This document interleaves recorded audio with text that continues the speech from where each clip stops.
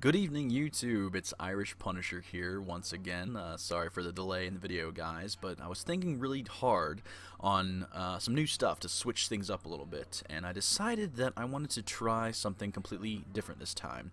Instead of me being the one to get scared, I instead wanted to try and do my best to scare you guys. A lot of ideas popped around my head, but the one that stuck most was doing a narration of a creepypasta. Over the past few weeks, I've gotten a lot of compliments on my voice, and a lot of people think that I would do really well as a narrator or something along those lines, so I decided to kind of step out of the bounds of my normal comfort zone of gaming and step into something a bit more old school, so to speak. Now, if you guys don't know, obviously there are plenty of creepypastas falling all around the entire internet, and as well as on YouTube, there's a number of people that do narrations of this stuff. So I wanted to put it out there, see if you guys would enjoy it. So I want to keep this intro short. This particular creepypasta was very high rated on the boards and everything, and it really struck a chord with me, so to speak, because I guess you could say it sort of delves into the overactive imagination that a young boy can have, and it explores the amount of fear that even a young child can generate in their own mind. And it stuck very well with me. I just hope that I did it justice by adding my own personal narration to it. So I hope you guys enjoy it. If you do, like, give me a comment, and of course subscribe for more videos every week. So without further ado, I give you Bedtime.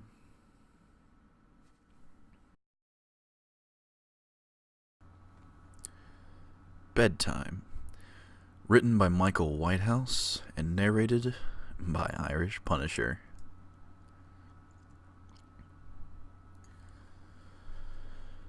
Bedtime is supposed to be a happy event for a tired child. For me, it was terrifying. While some children might complain about being put to bed before they have finished watching a film or playing their favorite video game when I was a child, nighttime was something to truly fear. Somewhere in the back of my mind, it still is. As someone who's trained in the sciences, I can't prove that what happened to me was objectively real, but I can swear that what I experienced was genuine horror. A fear which, in my life, I'm glad to say, has never been equaled. I'll relate to you all now the best I can. Make of it what you will, but I'll be glad to just get it off my chest. I can't remember exactly when it started, but my apprehension towards falling asleep seemed to correspond with my being moved into a room of my own. I was 8 years old at the time, and until then I had to share a room quite happily with my older brother. As is perfectly understandable for a boy of 5 years my senior, my brother eventually wished for a room of his own, and as a result I was given the room at the back of the house. It was a small, narrow, yet oddly elongated room, large enough for a bed and a couple of chests of drawers, but not much else. I couldn't really complain because, even at that age, I understood that we did not have a large house, and I had no real cause to be disappointed as my family was both loving and caring. It was a happy childhood, at least during the day. A solitary window looked out onto our back garden. Nothing out of the ordinary, but even during the day, the light which crept into that room seemed almost hesitant. As my brother was given a new bed, I was given the bunk beds which we used to share. While I was upset about sleeping on my own, I was excited at the thought of being able to sleep on the top bunk, which seemed far more adventurous to me. From the very first night, I remember a strange feeling of unease creeping slowly back from the back of my mind. I lay on the top bunk, staring at my action figures and cars strewn across the green-blue carpet. As imaginary battles and adventures took place between the toys on the floor, I couldn't help but feel that my eyes were being slowly drawn towards the bottom bunk, as if something was moving in the corner of my eye. Something that didn't want to be seen. The bunk was empty, impeccably made with a dark blue blanket tucked in neatly, partially covering two rather bland white pillows. I didn't think anything of it at the time. I was a child, and the noise slipping under my bed from my parents' television bathed me in a warm sense of safety and well-being. Then I fell asleep. When you awaken from a deep sleep to something moving or stirring, it can only take a few moments for you to truly understand what's happening. The fog of sleep hangs over your eyes and ears, even when lucid. Something was moving. There was no doubt about that. At first, I wasn't sure what it was. Everything was dark, almost pitch black, but then there was enough light creeping in from the outside to outline the narrowly suffocating room. Two thoughts appeared in my mind almost simultaneously. The first was that my parents were in bed because the rest of the house lay both in darkness and in silence. The second thought turned to the noise. A noise which obviously woke me up. As the last cobwebs of sleep withered in my mind, the noise took on a more familiar form. Sometimes the simplest of sounds can be the most unnerving. A cold wind whistling through a tree outside, a neighbor's footsteps uncomfortably close, or, in this case, the simple sound of bedsheets rustling in the dark. That was it. Bedsheets rustling in the dark, as if some disturbed sleeper was attempting to get all too comfortable in the bottom bunk. I lay there in disbelief, thinking that the noise was either my imagination or perhaps just my pet cat finding somewhere comfortable to spend the night. It was then that I noticed my door was shut, as it had been as I had fallen asleep. Perhaps my mom had come to check in on me and the cat sneaked into my room then. Yes, that must have been it. I turned to face the wall, closing my eyes in the vain hope that I could fall back to sleep. As I moved, the rustling noise from underneath me ceased. I thought that I must have disturbed my cat, but quickly I realized that the visitor in the bottom bunk was much less mundane than my pet trying to sleep, and much more sinister. As if alerted to and disgruntled by my presence, the disturbed sleeper began to toss and turn violently, like a child having a tantrum in their bed. I could hear the sheets twist and turn with increasing ferocity. Fear gripped me, not like the subtle sense of unease I had experienced earlier, but now potent and terrifying. My heart raced as my eyes panicked, scanning the almost impenetrable darkness. I let out a cry. As most young boys do, I instinctively shouted to my mother. I could hear something stir on the other side of the house, but as I began to breathe a sigh of relief that my parents were coming to save me, the bunk bed suddenly started to shake violently as if gripped by an earthquake, scraping against the wall. I could hear the sheets below me thrashing around as if tormented by malice. I did not want to jump down to safety, as I feared the thing at the bottom bunk would try to reach out and grab me, pulling me into the darkness, so I stayed there, white knuckles clenching my own blankets like a shroud of protection. The wait seemed like an eternity. The door finally and thankfully burst open, and I lay bathed in light while the bottom bunk, the resting place of my unwanted visitor, lay empty and peaceful. I cried, and my mother consoled me. Tears of fear, followed by relief, streamed down my face. Yet through all the horror and relief, I did not want to tell her why I was so upset.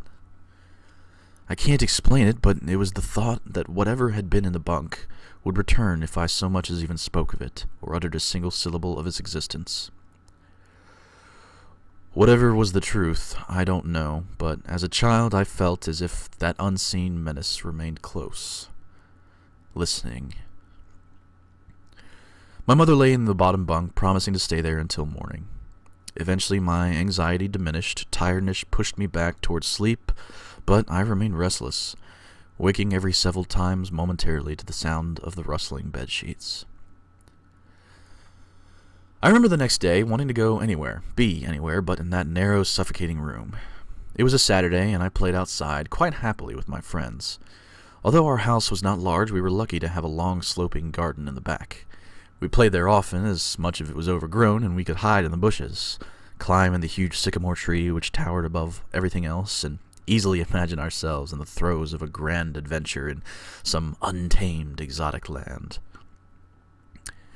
As fun as it all was, occasionally my eye would turn to that small window, ordinary, slight, and innocuous, but for me that thin boundary was a looking glass into a strange, cold pocket of dread. Outside, the lush green surroundings of our garden, filled with the smiling faces of my friends, could not extinguish that creeping, clawing feeling clawing its way up my spine, each hair standing on end. The feeling of something in that room, watching me play, waiting for the night when I would be alone, eagerly filled with hate. It may sound strange to you, but by the time my parents ushered me back into that room for the night, I didn't say anything. I didn't protest. I didn't even make an excuse as to why I couldn't sleep there. I simply and sullenly walked into that room, climbed the few steps to the top bunk, and waited. As an adult, I'd be telling everyone about my experience, but even at that age, I felt almost silly to be talking about something which I had really no evidence for. I would be lying, however, if I said that this was my primary reason. I still felt that this thing would be enraged if I so much as spoke of it. You know, it's funny how certain words can remain hidden from your mind, no matter how blatant or obvious they are. One word came to me that second night, lying there in the darkness, alone, frightened, aware of a rotten change in the atmosphere, a thickening of the air as if something had displaced it. As I heard the first casual twists of the bedsheets below, the first anxious increase of my heartbeat at the realization that something was once again at the bottom bunk, that word, a word which had been sent into exile, filtered up through my consciousness, breaking free of all regression, grasping for air, screaming, etching, and carving itself into my mind. Ghost. As this thought came to me, I noticed that my unwelcome visitor had ceased moving. The bedsheets lie calm and dormant, but they had been replaced by something much, much more hideous. A slow, rhythmic, rasping breath heaved and escaped from the thing below. I could imagine its chest rising and falling with each sordid wheezing and garbled breath. I shuddered, and hoped beyond all hope that it would leave without occurrence. The house lay as it had the previous night, in a thick blanket of darkness. Silence prevailed, but all for the perverted breath of my as yet unseen bunkmate. I lay there terrified. I just wanted this thing to go, to leave me alone. What did it want? Then something unmistakably chilling transpired. It moved. It moved in a way different from before. When it threw itself around the bottom bunk, it seemed unrestrained, without purpose, almost animalistic. But this movement, however, was driven by awareness, with purpose, with a goal in mind. For that thing, lying there in the darkness, that thing which seemed intent on terrorizing a young boy, calmly and nonchalantly sat up. Its labored breathing had become louder as now only a mattress and a few flimsy wooden slats separated my body from the unearthly breath below. I lay there, my eyes filled with tears. A fear which mere words could not relate to you or anyone else coursed through my veins. I would not have believed that this fear could have been heightened, but I was so wrong. I imagined what this thing would look like, sitting there, listening from below my mattress, hoping to catch the slightest hint that I was awake. Imagination then turned to an unnerving reality. It began to touch the wooden slats that my mattress sat on. It seemed to caress them carefully, running what I imagined to be fingers and hands across the surface of the wood. Then, with great force, it prodded angrily between the slats into the mattress. Even through the padding, it felt as though someone had viciously stuck their fingers into my side. I let out an almighty cry, and the wheezing, shaking, and moving in the thing below replied in kind by violently vibrating the bunk, as it had done the night before. Small flakes of paint powdered onto my blanket from the wall as the frame of the bed scraped along it, backwards and forwards. Once again I was bathed in light, and there stood my mother, loving, caring as she always has, with a comforting hug and calming words which eventually subdued my hysteria. Of course, she asked what was wrong, but I couldn't say. I dared not. I simply said one word over and over and over again. Nightmare. This pattern of events continued for weeks, if not months. Night after night I would awaken to the sound of rustling sheets. Each time I would scream so as not to provide this abomination with time to prod and feel for me. With each cry, the bed would shake violently, stopping with the arrival of my mother, who would spend the rest of the night in the bottom bunk, seemingly unaware of the sinister force torturing her son nightly. Along the way, I managed to feign illness a few times and come up with other less than truthful reasons for sleeping in my parents' bed, but more often than not, I would be alone for the first few hours of each night in that place. The room where the light from outside did not sit right, all alone with that thing. Now, with time, you can become desensitized to almost anything, no matter how horrific. I had come to realize that for whatever reason, this thing could not harm me when my mother was present. I'm not sure the same would have been said for my father, but as loving as he was, waking him from a sleep was nigh impossible. After a few months, I had grown accustomed to my nightly visitor. Now, don't mistake this for some unearthly friendship. I absolutely detested the thing. I still feared it greatly, as I could almost sense its desires and its personality, if you could call it that, one filled with a perverted and twisted hatred, yet longing for me, of perhaps all things. My greatest fears were realized in the winter. The days grew short, and the longer nights merely provided this wretch with more opportunities. It was a difficult time for my family. My grandmother, a wonderfully kind and gentle woman, had deteriorated greatly since the death of my grandfather. My mother was trying her best to keep her in the community as long as possible. However, dementia is a cruel and degenerative illness, robbing a person of their memories one day at a time. Soon, she didn't recognize any of us, and it became clear that she would need to be moved from her house and into a nursing home. Before she could be moved, my grandmother had a particularly difficult few nights, and my mother decided that she would stay with her.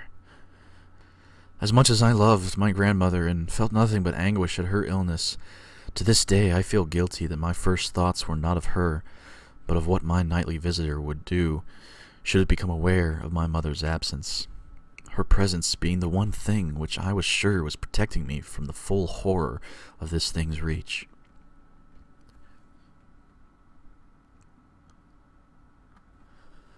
I rushed home from school that day and immediately wrenched the bed sheets and mattress from the lower bunk, removing all the slats and placing an old desk, a chest of drawers, and some chairs which we kept in the cupboard where the bottom bunk used to be. I told my father I was making an office, which he found adorable, but I'd be damned if I'd give that thing a place to sleep for one more night. As darkness approached, I lay there, knowing my mother was not in the house. I didn't know what to do.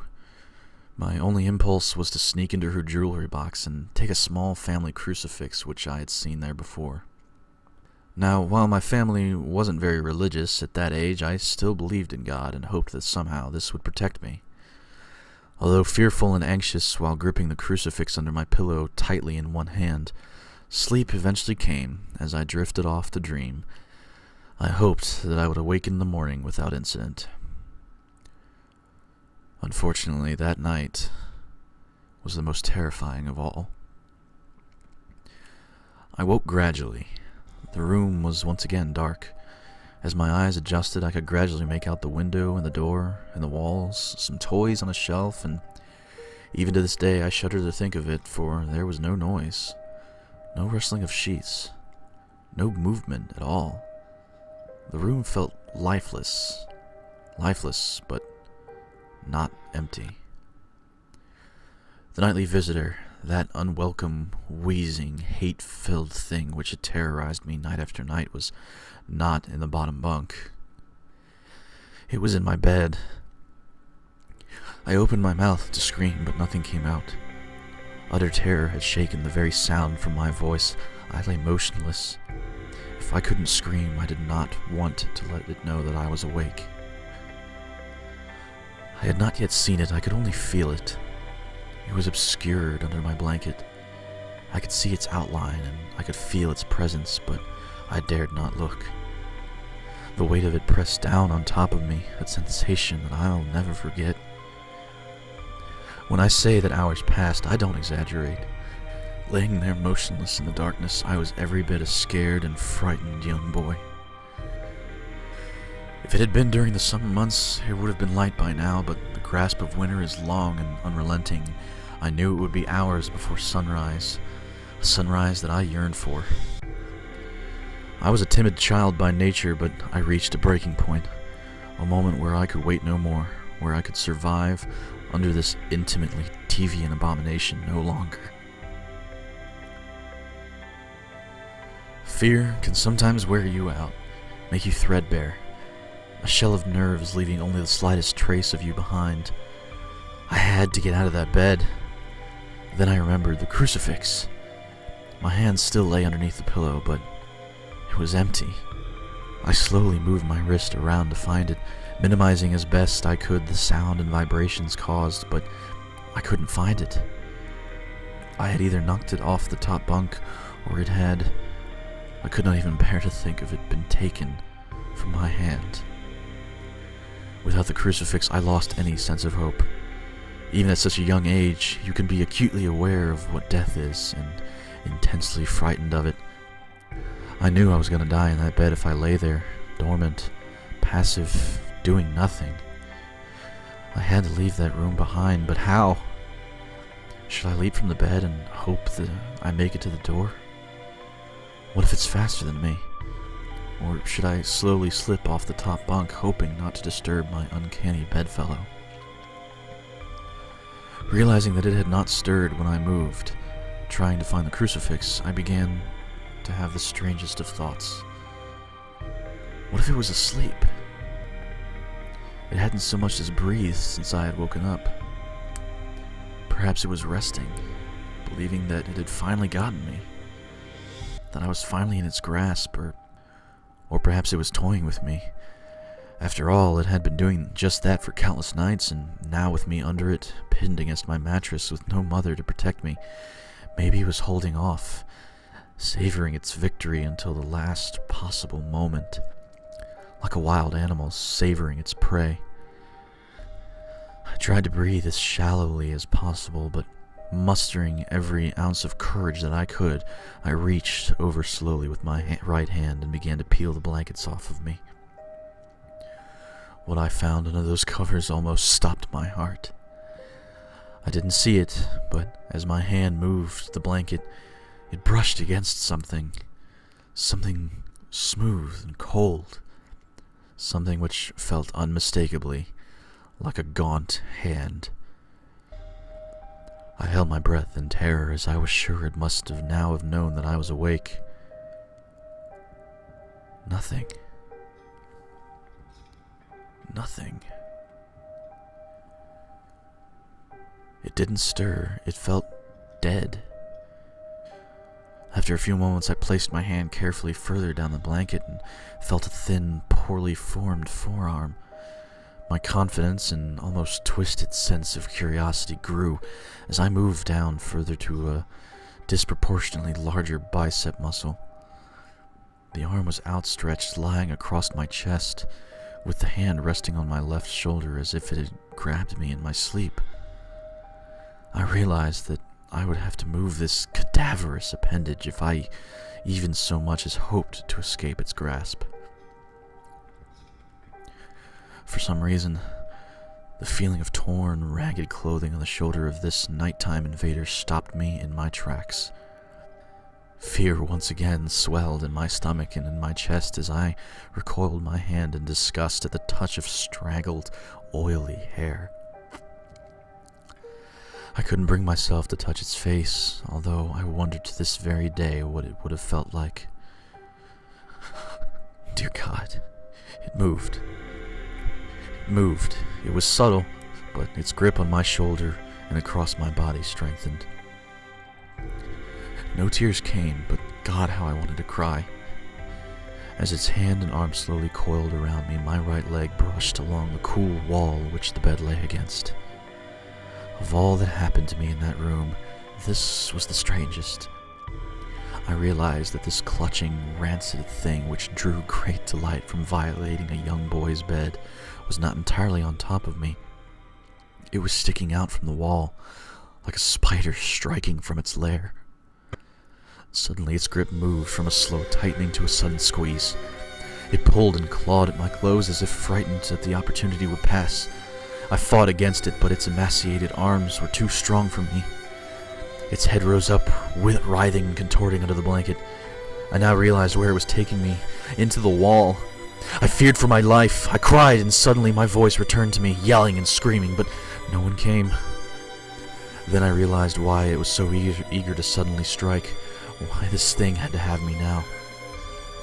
Through my window, that window which seemed to represent so much malice from outside, streaked hope, the first rays of sunshine. I struggled further, knowing that if I could just hold on, it would be gone, very soon.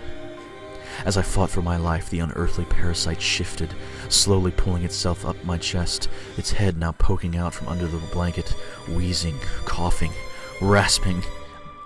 I did not remember its features. I simply remember its breath against my face, foul and cold as ice.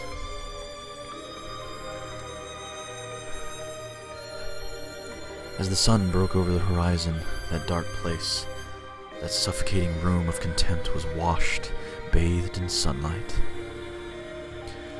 I passed out as its scrawny fingers encircled my neck, squeezing the very life from me.